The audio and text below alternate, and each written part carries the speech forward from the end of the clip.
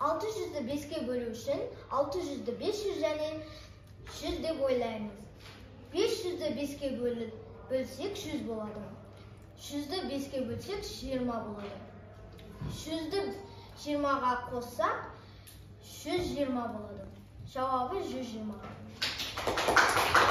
Жарайсың. 500'ді 4-ке бөлу үшін мен 500'ді 400 және 100 деп жіктеп аламын. 400'ді 4-ке бөлсек 100 болады. 100'ді 4-ке бөлсек 25 болады. 100-ге 25-ті қоссақ 125 шығады. Жарайсың. 90'ды жіктеп аламыз. 80 және 10 деп ойлаймыз. 80'ді 2-ке бөлсек 40. 10'ды 2-ке бөлсек 5. Тең 45 шығады. Ой, жарайсың. Мен 500'ді 400 және 100 деп ойлаймын. 400'ді 2-ке бөлгенде 200, 100'ді 2-ке бөлгенде 50, тең 250. Дұрыс па, балалар?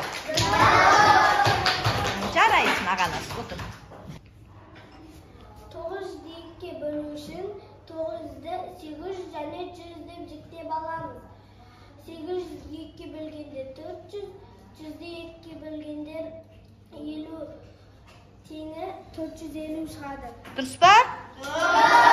Жарайсың, отыра ғой.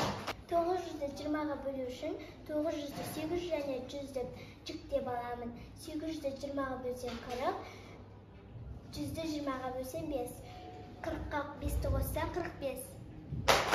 Жарайсың. Отыра ғой. 700'ді 500 және 200 деп жіктеп аламын. 500'ді 5-ке бөлсең 100, 200'ді 5-ке бөлсең 40. Сонда 140.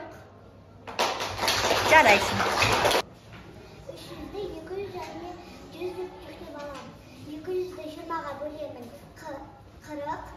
Дұрыс па, балалар? Қанша болады 220-ға бөлсең? 10. 100'ді 20-ға бөлсең 5, 15 шығады. Дұрыс па, балалар? Дұрыс, жарайсың, Аязан, отыра. Алижан, бүгін саған қандай есеп қызықты болды? 4-ші есеп қызық болды. Ол жақта не туралы екен есеп? Ол жақта нереге 40 қыз 30 ол барғанын айтты.